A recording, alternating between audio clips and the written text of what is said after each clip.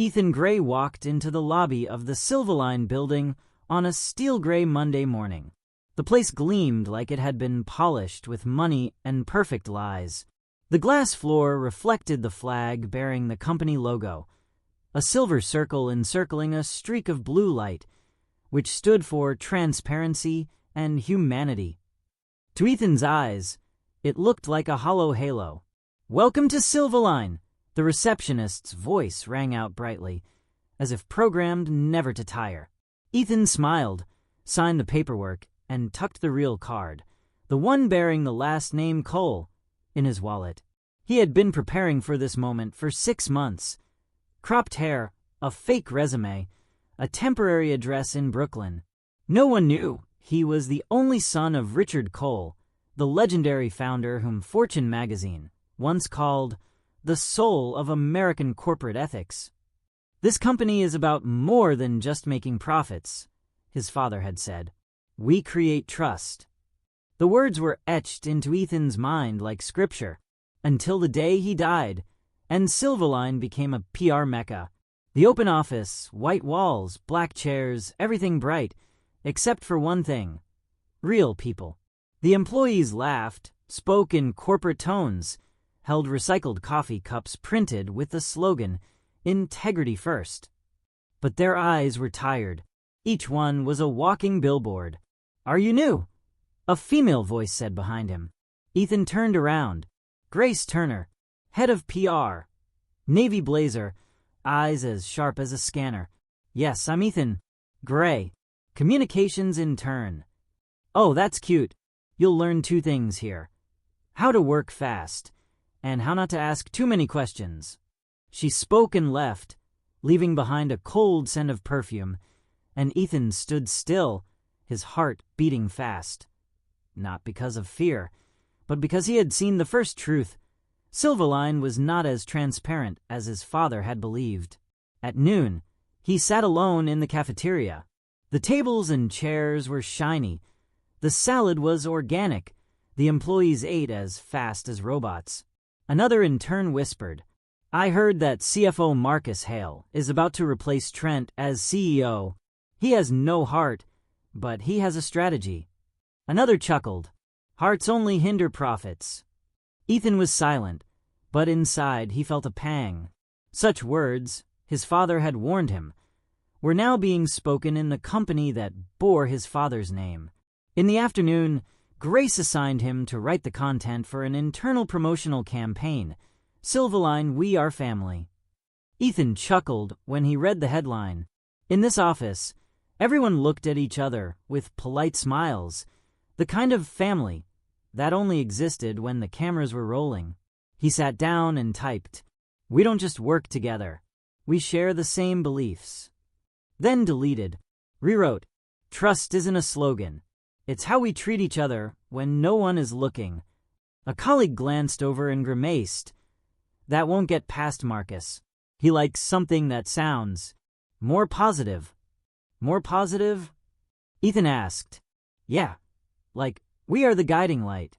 People don't read it, but it sounds nice." Ethan pursed his lips. A drop of coffee fell onto the keyboard. He watched it spread out round and even, like the company logo out there, shiny but cold.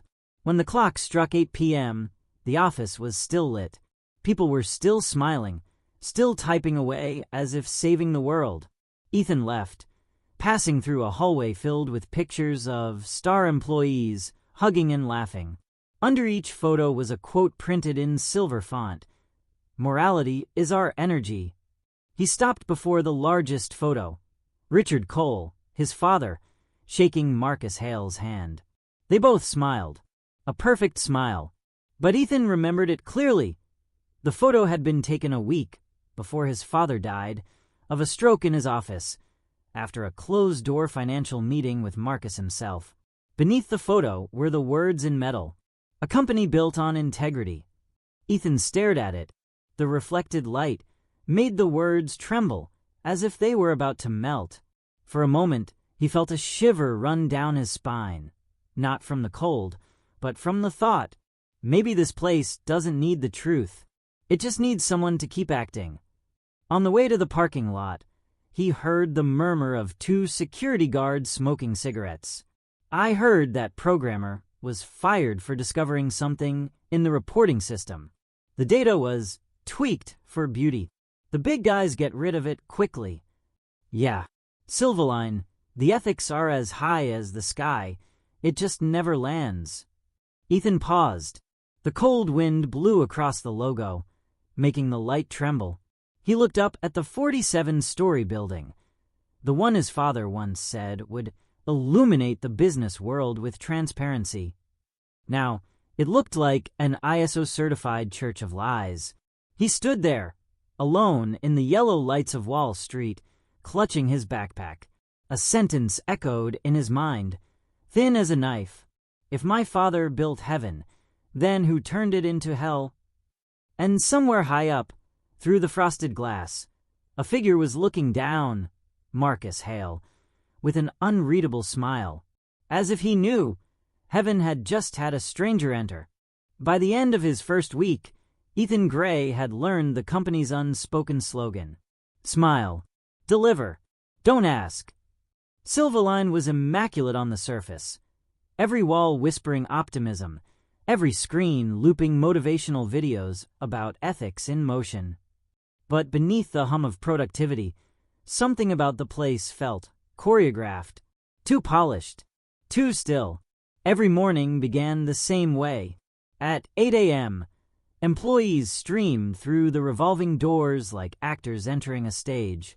At 8:15, Grace Turner, the head of PR and self-proclaimed guardian of the brand, made her daily round, heels clicking across the marble. At 8:30, Marcus Hale's office light came on, and silence followed, the kind of silence that came from fear, not respect. Ethan's desk sat near the glass wall overlooking the city. The view was breathtaking. New York stretched below like a living circuit board. But the view, like everything else here, was just another illusion of freedom. He typed a press statement about Silverline's latest award, Most Ethical Company in America, 3 years in a row. The words felt like acid on his fingertips. Grace stopped by, reading over his shoulder. Good tone, she said, but soften this part. Commitment to transparency sounds too literal. Ethan frowned. Isn't transparency what we're supposed to stand for? Grace smiled thinly. In theory, yes. But our job is to protect the idea of transparency, not expose it. That sentence stayed with him long after she walked away. At lunch, he sat alone again, stirring a bowl of soup he didn't want. Conversations buzzed around him. I heard they're shutting down the wellness division, one woman whispered. Budget cuts. No. Someone found discrepancies in the charity fund. Marcus is handling it. Handling it. That phrase echoed like a gun being cocked. Ethan looked up toward the executive floor, high above the cafeteria. Frosted glass, always opaque. A kingdom in the clouds. Later that afternoon, a crisis broke out. An employee had collapsed in one of the data wings. Cardiac arrest. Overwork, someone said. Within minutes, the PR team was summoned to control the narrative. Grace barked orders, rapid and precise. No leaks. No emotion. We emphasize our compassion policy. Got it. Marcus Hale appeared out of nowhere, calm. Sharp in his gray suit, his tie as precise as a blade. He scanned the room like a predator assessing the herd. People, Marcus said, his voice smooth as glass. Remember who we are. We don't panic. We lead. If the media calls, you redirect them to me. We don't confirm. We don't deny. We express empathy. Understand. His eyes stopped on Ethan. You're the new one, right? Ethan nodded. Yes, sir. Marcus's smile didn't reach his eyes. Good. Learn fast, Mr. Gray, was it? In this company, truth is valuable, but timing is everything. Then he walked away. For the rest of the day, Ethan couldn't concentrate. Marcus's words repeated in his head like a warning disguised as advice. Truth is valuable, but timing is everything. When the shift ended, Ethan stayed behind, pretending to finish work while the office emptied. The lights dimmed to half-brightness. From the corridor, he could hear muffled voices, Grace and Marcus, arguing softly. He stepped closer. Grace, we can't just fake the wellness data again, Marcus. The auditors will. Marcus, auditors see what we let them see. You want a headline saying our employees are dying on the job. Grace, I want us not to cause those headlines in the first place. Marcus's voice turned colder. You're idealistic. That's cute. But idealists don't last here. Footsteps approached. Ethan hurried back to his desk, opening random files on his computer. Grace walked past, pale, shaken. Their eyes met for a split second, enough for her to realize he might have heard. She said nothing, but there was fear in her look. Not fear of being caught, fear of being right. That night, Ethan rode the elevator down alone. Each floor blinked past like a countdown. 38, 27. He caught his reflection in the mirrored wall. A man in a cheap suit, carrying a name that wasn't his, in a building built on lies. He should have felt powerful. Instead, he felt small. His phone buzzed. A company email. Subject: Employee Health Statement. From Marcus Hale. At Silverline, we believe every life matters. Today's unfortunate event reminds us of our duty to care. We are family. We are Silverline. Ethan read it twice, the words hollowing out inside him. Family, care, integrity, all the same words his father once used, now twisted into tools of manipulation. He closed the email and looked out through the glass doors. Across the plaza, the giant Silverline logo glowed in perfect symmetry, an unbroken ring of light. And, for the first time, Ethan realized it didn't look like a halo anymore. It looked like a cage. He didn't know someone was watching him from the 40th floor. Marcus Hale stood by his window, glass of whiskey in hand, eyes narrowed with interest. He'd noticed the quiet new intern who asked too many right questions. Gray, he muttered under his breath. Then a faint smile crept across his face. Let's see how perfect you really are. Monday mornings at Silverline were quieter than funerals. The coffee machine hissed like it was angry to be awake, and the smell of burnt espresso mixed with perfume and panic. Ethan stood in the break room, waiting for the machine to finish, watching the company slogan scroll on the digital display. Integrity starts with us. It blinked once, then froze mid-scroll. The screen cracked down the middle. He almost laughed. Grace walked in a moment later, her phone pressed to her ear. Yes, Marcus. I understand. Of course. I'll take care of it. Her smile didn't match her voice. When she hung up, she exhaled like she'd been holding her breath for a week. Then she saw Ethan. You didn't hear that, did you? I wasn't listening.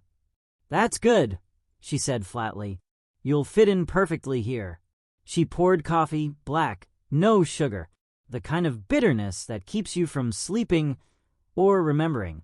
Around mid-morning, whispers began to circulate. An email had leaked, not to the press, but internally, a payroll file showing massive bonuses for the executive floor, awarded the same week Silverline had laid off 200 staff for ethical restructuring. Grace's team scrambled to contain it. Find the source. Rewrite the narrative, she ordered. Ethan watched chaos disguised as order. Screens flashed. Phones rang. Words like breach, discipline, and non-disclosure cut through the air.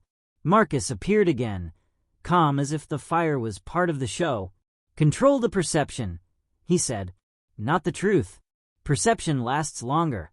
He placed a hand on Grace's shoulder, and the room fell still. You, he said, pointing at Ethan. New guy. What's your background again? Communications, sir. Internship program. Marcus smiled faintly. Then communicate this. There are no leaks. There are no problems. There is no story. Yes, sir. As Marcus walked away, Grace whispered, "When he smiles like that, it means someone's already dead, metaphorically or otherwise." That afternoon, Ethan's desk phone rang. No caller ID. He picked up. Silence. Then a woman's voice, low, shaky. "You don't know me, but be careful what you ask about the charity fund." "Who is this?" "They're watching everything. Don't trust." The line went dead. Ethan's pulse quickened. He checked the caller log. No record. When he looked up, Grace was watching him from across the office. Their eyes met for a split second, but she turned away first. The break room became a confessional. That's where employees whispered what they couldn't say anywhere else. About the fake wellness programs, the missing donations, the woman in accounting who'd quit after questioning a report. One of the analysts, a jittery guy named Ben, leaned in close and whispered, "You ever notice the cameras? There's one above every printer, but none in the executive hallways. Weird, right?" Ethan smiled faintly. Maybe they just like their privacy. Ben stared at him, eyes wide. "Yeah, privacy. That's one word for it." The door swung open suddenly. Grace. The room went silent. "Back to work, everyone," she said, voice smooth but tense. Then, as the others left, she looked at Ethan. "You've been asking questions. I'm just trying to understand how things work." "Things don't work here, Ethan. They spin." That night, the office lights dimmed one by one until only the glow of the city remained. Ethan stayed late again. Curiosity had shifted into obsession. He opened the internal database, tracing budget reports linked to the charity fund Marcus mentioned in a press release last week. The numbers didn't add up. Donations listed with no recipients, invoices without vendors, millions floating in digital limbo. Then came the noise, footsteps. He minimized the window, heart pounding. Marcus Hale stepped into the open workspace, hands in his pockets, gaze wandering like a man taking a midnight stroll through his own empire. "Working late." Ethan forced a smile. "Just catching up." Marcus nodded, slow. "Good. Ambition looks good on you." "But curiosity." He stopped beside Ethan's desk, eyes narrowing. "Curiosity kills companies." He placed a manila envelope on the desk. "Tomorrow morning, boardroom 7A. You'll assist Grace with a presentation. Be early.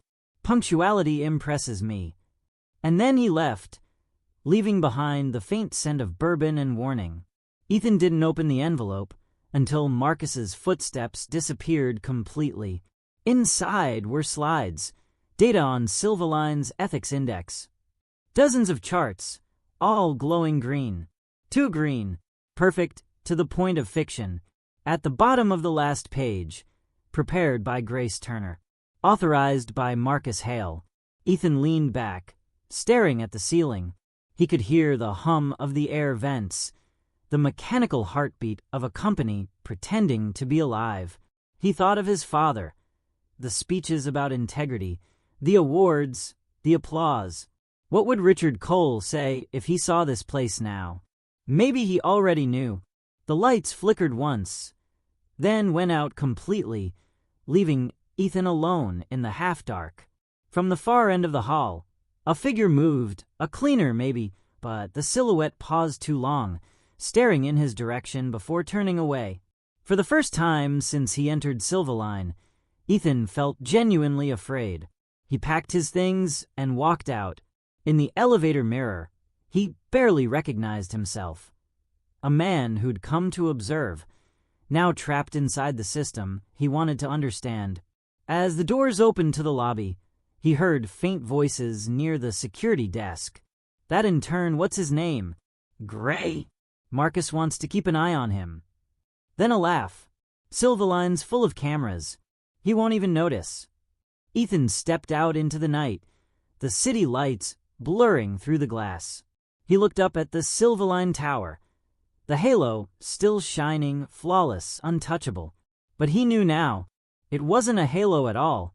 It was a spotlight, and sooner or later, it would turn on him. End of Part 3. Escalation. Paranoia sets in, the company's facade starts to crack, and Ethan unknowingly steps into Marcus's crosshairs. Would you like me to continue with Part 4? The whistleblower next, where Lily enters, the secret data drive surfaces, and the first open act of defiance begins. 800 to 900 words, same tone and cinematic tension. Banda NOI. Bam sat ka trien tren viet. Cho, toi fan 4 day chow treo gom. 800 to 902. ChatGPT de NOI. Absolutely. Below is Part 4. The Whistleblower. Written in English with the same cinematic tone, emotional realism, and rising suspense. This chapter introduces Lily, the key whistleblower, and pushes Ethan deeper into moral danger as the stakes inside Silverline begin to spiral out of control. The morning after the email leak, Silverline's headquarters buzzed with quiet panic. Security badges stopped working for half the staff.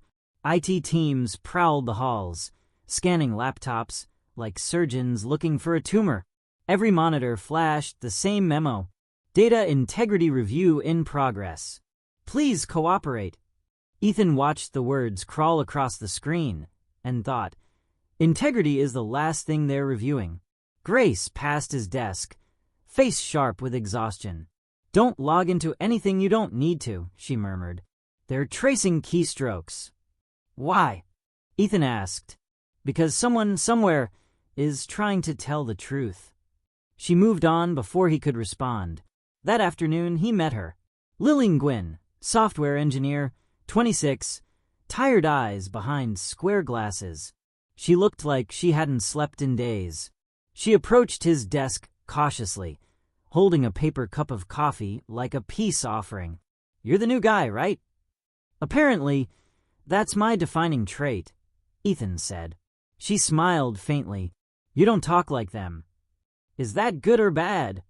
Dangerous, she said simply.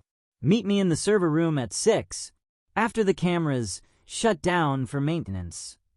Before he could ask why, she was gone. The hours dragged. At 6, the office emptied, just the glow of monitors and the soft hum of air vents. Ethan slipped into the cold blue light of the server room. Rows of machines blinked like sleeping giants. Lily was there, typing furiously, her reflection flickering across metal panels. She didn't look up when she spoke.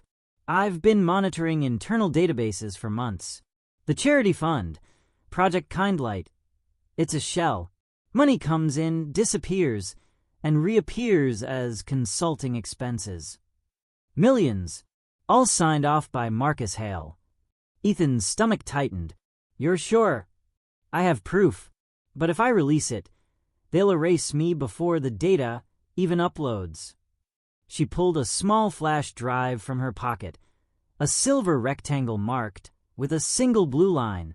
This is a mirror of the finance server. Everything. If anything happens to me, this goes to the press. She looked up at him finally. Will you hold it? Ethan hesitated. His father's voice echoed in his mind. Integrity is not for sale. But his father's company was already sold to men like Marcus. He took the drive. I'll keep it safe. Lily exhaled, half relief, half fear. Then you just became part of the problem, or the solution. We'll see which. The next morning, an announcement hit everyone's inbox. Employee termination notice. Subject: Lily Nguyen. Reason: security breach. Violation of data confidentiality. Ethan froze. He looked up just as Grace entered the office. Expression unreadable. Is it true? He asked. Grace didn't answer.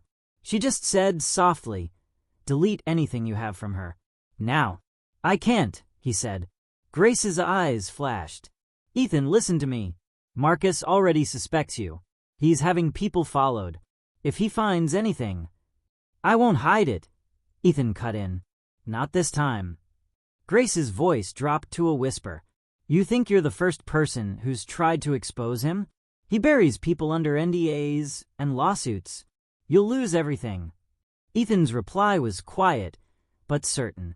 Then, maybe that's what it takes. Later that day, the official company meeting began. Marcus Hale took the stage in the executive auditorium, his smile perfectly symmetrical under the spotlight. Silverline, he said, has always stood for transparency, compassion, and integrity. Unfortunately, not everyone shares those values. Today we removed a malicious actor, someone who tried to harm what we've built together. Applause filled the room. Trained applause. Grace clapped slowly, expression blank. Ethan didn't move. He felt sick watching the crowd, hundreds of people cheering for a lie because it made them feel safe. Then Marcus said, "But I want you to know this. Our company is strong because we believe in truth, and truth always prevails." The irony was surgical. Ethan almost laughed.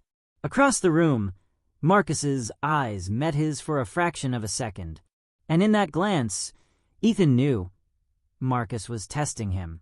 He knew about Lily, maybe about the drive. That night, Ethan walked home through the fog, rolling off the East River. Every shadow looked like it was watching. He kept the flash drive in his jacket pocket, wrapped in an old receipt, as if paper could shield truth from power. At a crosswalk, his phone buzzed. An unknown number. He answered.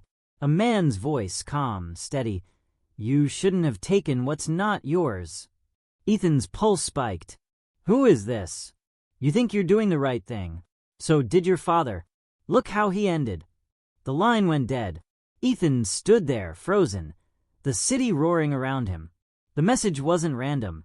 Only a few people could have known that phrase, Marcus. Maybe someone close to him. He walked faster. Every passing car felt like a threat. Every face turned toward him seemed too aware. At home, he locked the door, unplugged his Wi-Fi, and hid the flash drive beneath the floorboard. Then he sat in the dark, listening to his own breathing. Somewhere out there, Lily was gone, fired, silenced. Maybe worse. And he was next. He opened his laptop and typed a single message to an encrypted address he'd found in Lily's notes. "I have the data. What do I do now?" A reply came instantly. "We've been waiting for you." The next morning, Silverline looked cleaner than usual. Too clean. Posters had been replaced overnight. New slogans glowed from digital screens. Transparency is trust. Silverline cares. It felt like the company was disinfecting itself of guilt. Ethan arrived early, his reflection trailing beside the glass walls. Inside his jacket pocket, the flash drive felt heavier than a weapon. He hadn't slept. Every sound last night, an elevator, a car door, a knock, had made his pulse explode. But he came in anyway. He had to see what Marcus would do next. At 9 a.m., an all-hands meeting was announced. The boardroom looked like a cathedral for capitalism.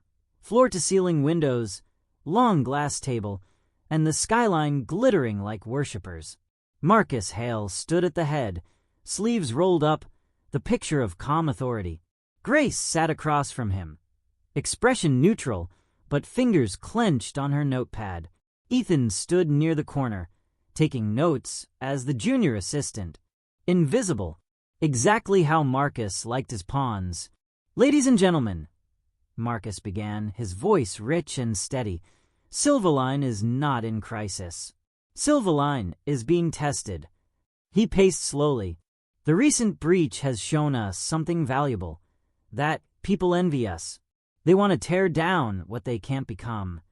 The board members nodded obediently. He gestured toward the large screen. It flashed with statistics, growth charts, employee happiness scores, ethics ratings, all green, all perfect. Too perfect. "Truth is perception," Marcus continued. "Our job is to shape it. That's why we're launching a campaign. A story. We call it The Human Side of Silverline." He turned to Grace. "You'll handle the messaging. Real employees, real stories, real emotion. We remind people that we are more than numbers. We're a family." Grace hesitated. "Marcus, don't you think?" He cut her off, voice soft but sharp. I don't think. I decide. Silence. The kind that swallows oxygen. Ethan looked at Grace. Her jaw tightened, but she said nothing. Marcus smiled, satisfied. Good. Let's inspire the world again. After the meeting, the boardroom emptied. Grace stayed behind, her hands trembling as she stacked the presentation papers. Ethan lingered by the door. You heard him, she said quietly. We're turning a tragedy into a marketing campaign. He's rewriting reality, Ethan replied, and everyone applauds. That's Silverline. That's how it's always been. You still believe that's okay? Grace looked up at him, eyes fierce. Don't talk to me like you know what it costs to stay alive in this place. Her words hit like a slap. But before Ethan could respond, she sighed. I didn't mean that. She stopped, lowered her voice. Marcus has files on everyone. People's families, debts, mistakes. He calls it insurance. Nobody crosses him twice. Ethan stepped closer. Then why do you stay? She met his gaze, a flicker of shame passing through her eyes. Because I helped build the illusion. Later that afternoon, Ethan returned to his cubicle to find a sealed envelope waiting on his desk. Inside, a note, handwritten in neat black ink. You're not as invisible as you think. His throat went dry. He scanned the room, nothing but keyboards clicking, phones ringing, fake laughter echoing across the glass. But suddenly the air felt thinner. He opened his email. Another message from Grace. Board presentation in 10 minutes. Bring the slides Marcus gave you. He grabbed his tablet and headed for the conference hall, his mind still spinning from the note. The presentation was a farce. Executives clapped as the screens displayed photos of smiling employees, colorful graphics of charity events, the same kindlight, fun that Lily had exposed. Ethan stood behind the projector, forced to click through each slide like a funeral conductor. And here, Marcus announced, we showcase our partnership with local hospitals, proof that Silverline invests in human life. Ethan's hand froze. The photo on screen showed Lily, smiling, holding a child in a hospital corridor, the caption reading, Community Volunteer, Silverline. Ethan felt his pulse crash in his ears. She was gone, fired, erased, and now used as a mascot for morality. Marcus looked directly at him. Next slide, Mr. Gray. Their eyes locked, a silent duel. Ethan's finger hovered over the button. Grace, sensing the tension, whispered, Do it. He clicked. The next slide appeared. Another lie, another smiling ghost. Applause erupted. Cameras flashed. The illusion held. But inside Ethan, something cracked. He couldn't breathe. He walked out mid-meeting, ignoring Grace's warning glance. He found himself in the empty break room, staring at the vending machine lights. His reflection looked foreign. A man trapped inside another man's name. His phone buzzed. A message from the encrypted contact again. The files you hold can bring him down. But once you open that door, it won't close again. Ethan typed back. What if the door needs to stay open? That night, he stayed in the office long, after everyone left. The city glowed below, like molten metal. He inserted the flash drive into his laptop. File names flooded the screen, hundreds of them. Bank transfers, offshore accounts. Internal memos marked confidential. Hale. One file caught his eye /audio /boardroom_meeting_ MP3. His heart froze. His father's initials. He pressed play. Static. Then a voice, his father's. Marcus, this isn't transparency. It's manipulation. Richard, transparency is dangerous. People don't need truth. They need faith. Faith built on lies will collapse. Then I'll make sure it collapses in your name, not mine. The recording ended. Silence filled the room. Ethan leaned back, shaking. His father hadn't died of stress. He'd been destroyed slowly, surgically, by Marcus Hale. And now Ethan knew the truth. Outside, lightning flashed over Manhattan, painting the tower's glass in white fire. For the first time, Ethan didn't feel afraid. He felt ready. The city was still wet from the night storm. Silverline's tower cut through the fog like a blade, sharp, cold, beautiful, and merciless. Inside, Ethan Cole, still known as Ethan Gray, sat at his desk pretending to work while the weight of his discovery pressed down like gravity. The flash drive was now hidden in a hollowed-out copy of The Ethics of Leadership, a company gift book no one had ever read. Every few minutes, he glanced toward the glass office above, where Marcus Hale moved like a shadow wrapped in Armani. The recording of his father's voice echoed in Ethan's head on repeat. Faith built on lies will collapse. He finally understood what killed Richard Cole. Not a heart attack, Marcus Hale. Across town, Rachel Vega was staring at a photo of the Silverline building on her cracked laptop screen. She'd been a journalist long enough to know that perfect companies hid perfect crimes. The whistleblower emails had stopped abruptly 2 days ago. Her source, Lily Nguyen, had gone silent. Fired, maybe worse.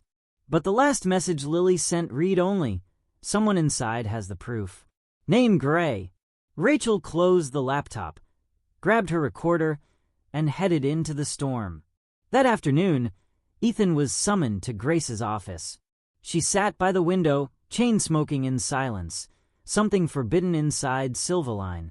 Her eyes were red, but her voice was steady. We're being audited. Marcus wants every department cleaned up before the inspectors arrive. Cleaned up how? Ethan asked. By removing anything that looks human, she said bitterly. Emails, messages, personal notes. He calls it data hygiene.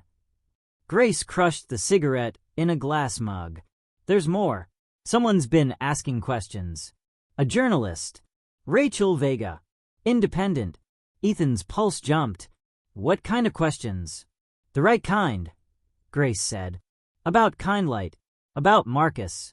About the missing money. She paused. And about you. Ethan's throat tightened. Me. She knows your name. Or at least Gray.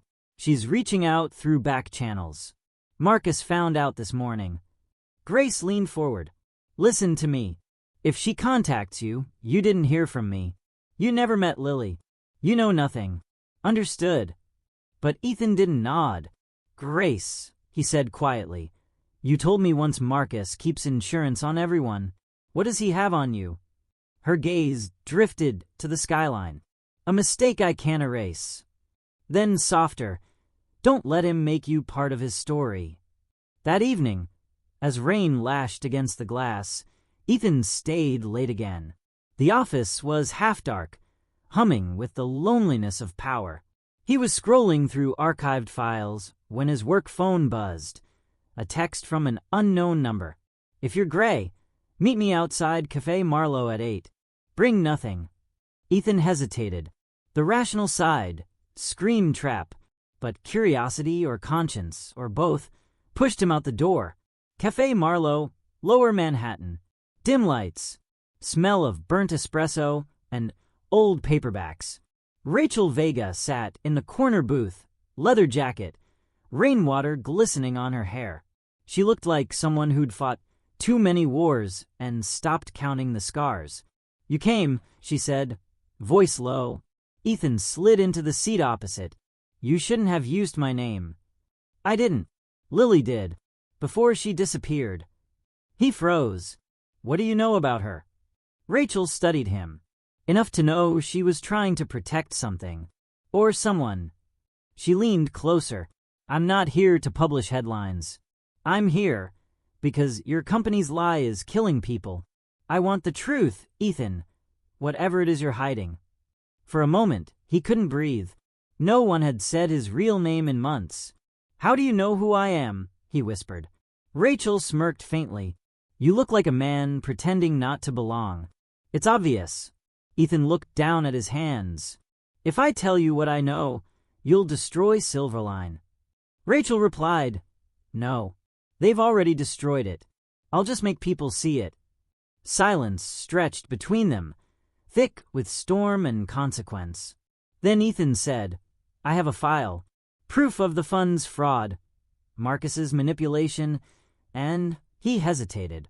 My father's death. It wasn't an accident. Rachel's expression hardened. Can you prove it? Yes. But if I send it, people will get hurt. Grace. The employees. Maybe even me. Rachel's tone softened. Every revolution starts with someone who decides fear isn't enough reason to stay quiet. Back at the Silverline Tower, Marcus Hale watched the city through his office window. A man in a black suit entered silently and handed him a tablet.